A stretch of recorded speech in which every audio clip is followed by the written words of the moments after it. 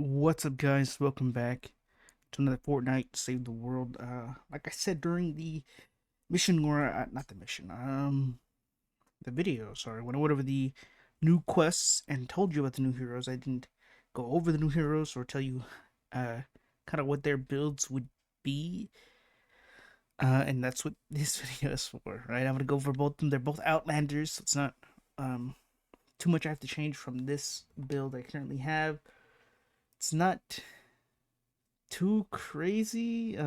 Shock Tower draws a damaging beam between it and the player, doing 30 energy damage to husks caught in the way.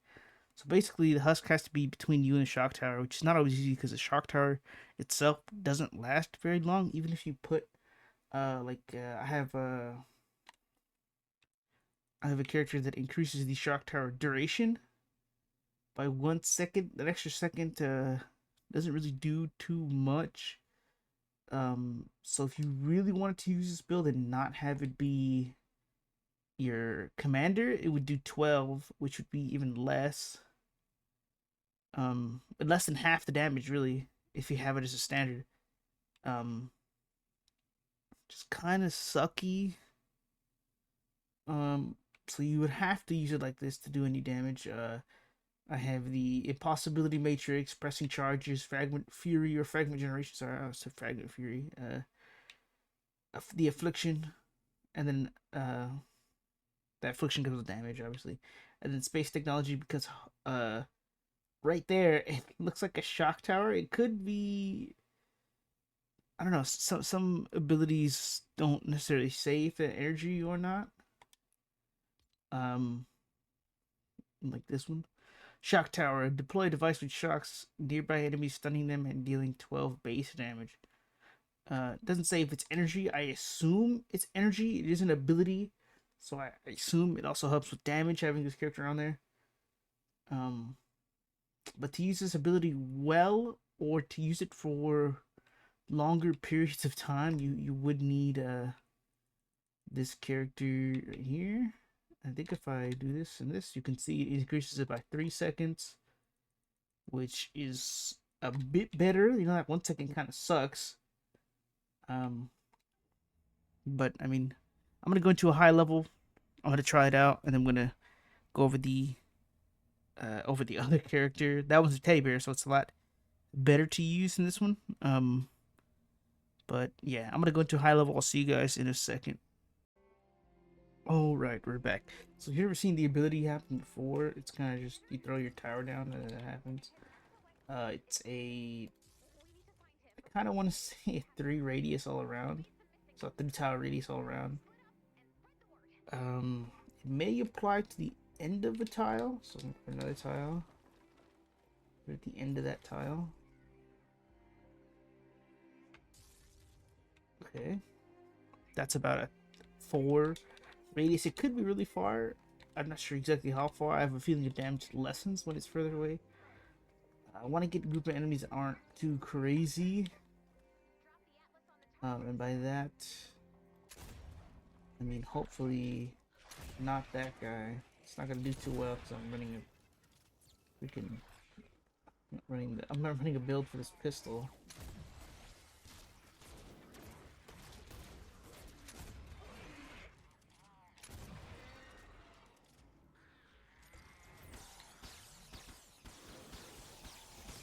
So if you notice, then what was doing most of the damage was the shock tower's like initial ability, that shock.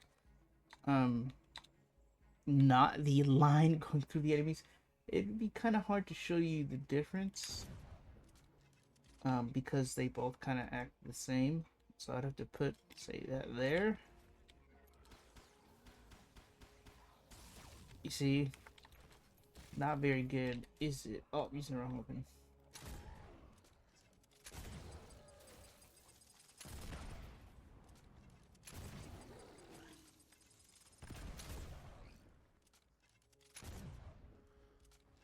So if I put this way over here, hopefully it doesn't hit him. It would get him through. But like I said, it doesn't do a ton of damage. I want to try on the Smasher.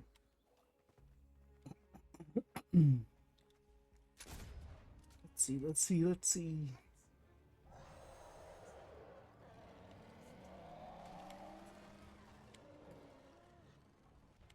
Oh, he's far away.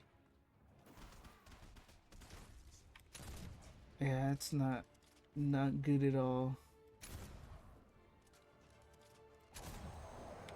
Charge at me for some reason. But if we do this, and it ran out already. Good news is if we collect or earn some fragments, we can do more damage. I missed.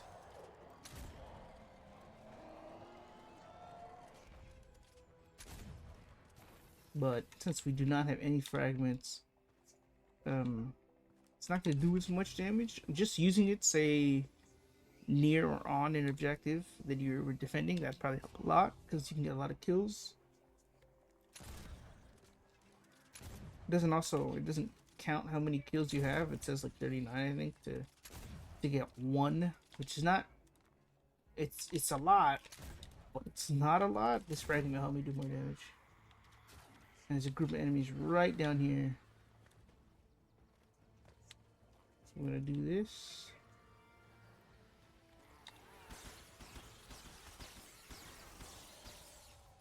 The ability in itself does a decent amount of damage. This build is not my favorite. I don't like it. I think it sucks. The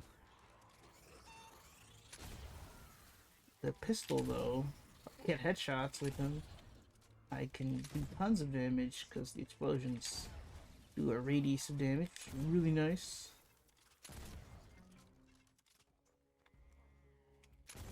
I missed. Also, I do have new controllers, so the like thumbsticks are different from the original. Like, what is it, like the S? They differ only a little bit because this is an off-brand, $30 controller. So, but that was probably enough to convince you that you probably shouldn't run this build. The other one's a little better because it's a Teddy based one. So let's go show that one, and then after we show it, we'll run into it. But see you guys again in a second. All right, we're back.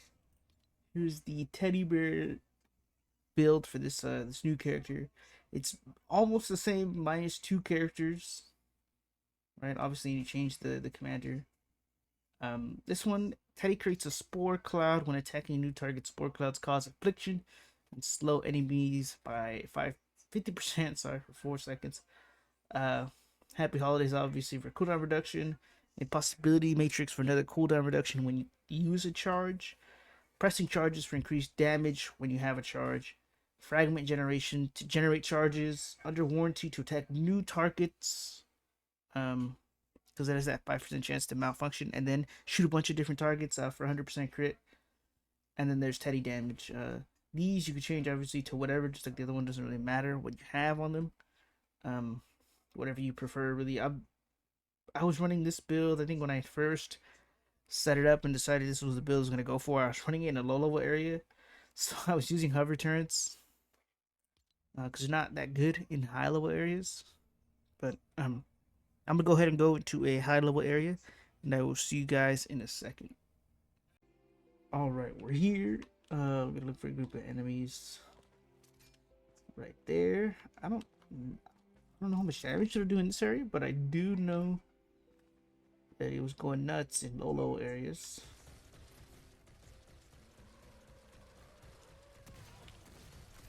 He's dead. I could also gain fragments from enemies. Spore clouds are causing affliction. It's doing pretty good damage, I would say. Killed all these guys. And that's a pretty long cooldown. I guess if I didn't generate any fragments, the cooldown is going to probably be 20 seconds. Oh, you know what character I didn't put? I gotta back out. I didn't put the character that increases the duration of Teddy Bear. That was a big miss. think it should still be good if I generate fragments. It should be pretty good, but if I don't, then I probably won't be very good. It also looks pretty cool. It's got a whole jacket on and a helmet, a little hat. This is an encampment, and I'm already out of I'm already out of teddy bear. Yeah, I didn't generate any fragments either. Are you going away, sir? No.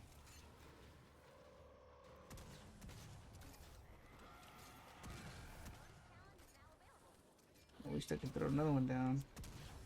I generated one fragment. So now it should do more damage and the cooldown should be less. It can't see it through the...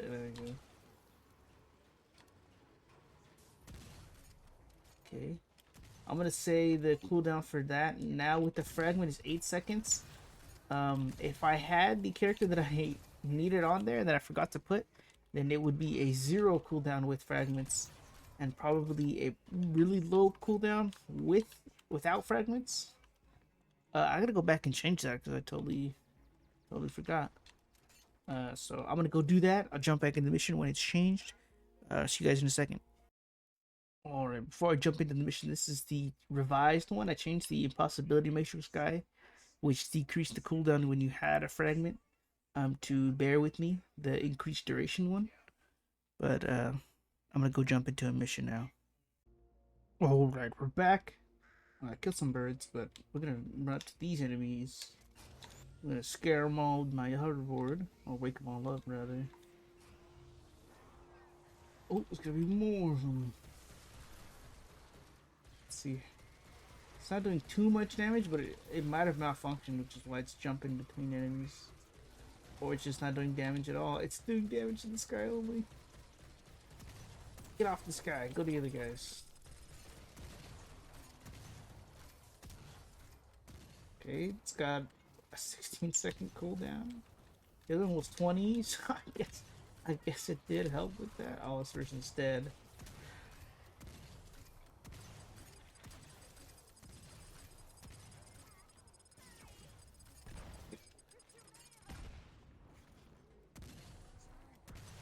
Now, if I had, I don't know, if I had a fragment, it'd probably do a lot more damage. But let's see. And this is the more usable one, keep in mind.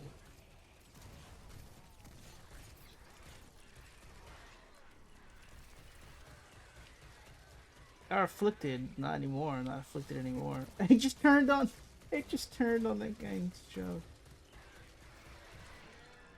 Okay, it still hasn't got enough kills to gain a fragment yet. Fragments are kinda hard to generate. If you're trying to generate them the way I am. Obviously, if you're defending an objective, then the enemy's gonna come constantly, which then you'll have the kind of a constant flow of eliminations just by pushing this down as much as you can. It just, oh yeah, it just malfunctions. It should be doing a bit more damage. Get out of here. I'm gonna hide behind it, even though I kind of can't. 17-second cooldown.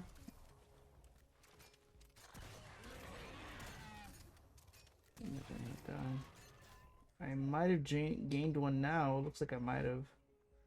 We'll wait until that timer's up. Okay, there's a fragment. So now if we throw it down, it should do more damage and should have a bit less of a cooldown.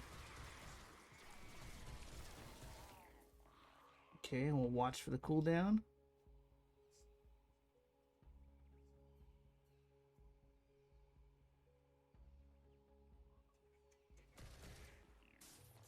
So 7-second cooldown. 7-second cooldown. I give it a second higher. But that's just cuz, right? A 7-second cooldown. Still really good. 6 is just as good. If we can find a fragment to grab, that'd be oh, that's not a fragment, but that is is an Outlander interactable. There's one right there.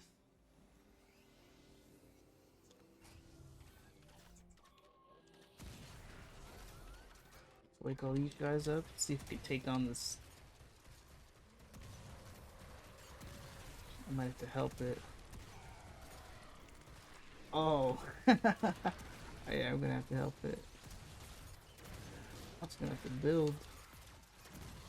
It's not gone. 7, 6. There you go. Now it's gone. And I did not generate. I think I did generate one actually. Yeah, I did.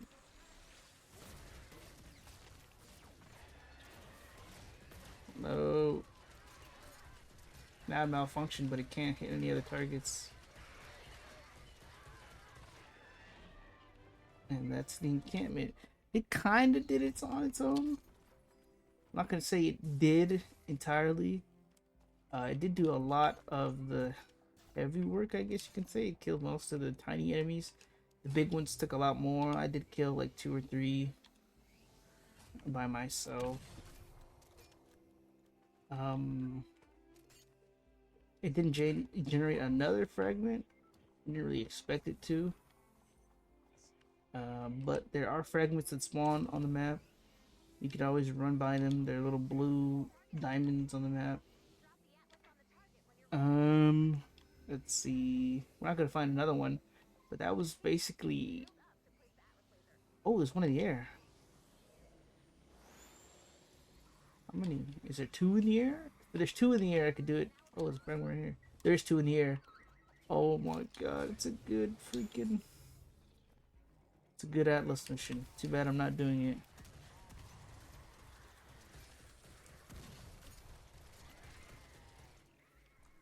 It doesn't have the range. I could give it the range. I don't know if I should though.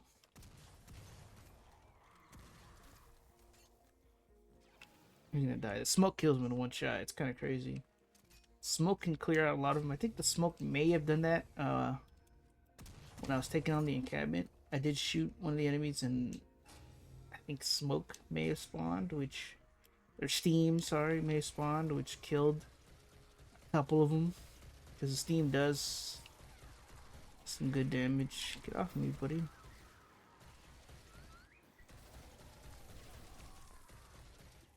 Yeah, they can't attack me when it's standing. So they just leave. Now they forgot all about me.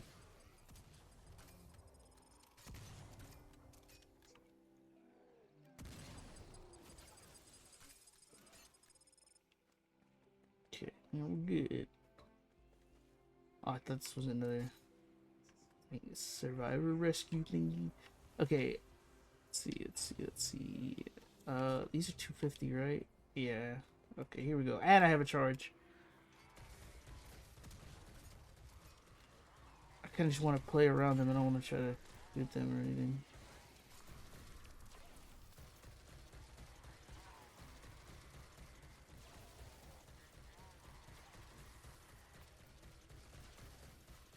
It's gonna run out right now. Yeah, it ran out. That's fine. I mean, he killed most of them from that spawn. They were level 250, so they were harder than the average enemy in 160 area. He dropped nothing. He dropped a vendor tag weapon. Okay. But I guess that's gonna be it for this video. If you guys like it, leave a like. If you want to see more, subscribe. And I'll see you guys next time.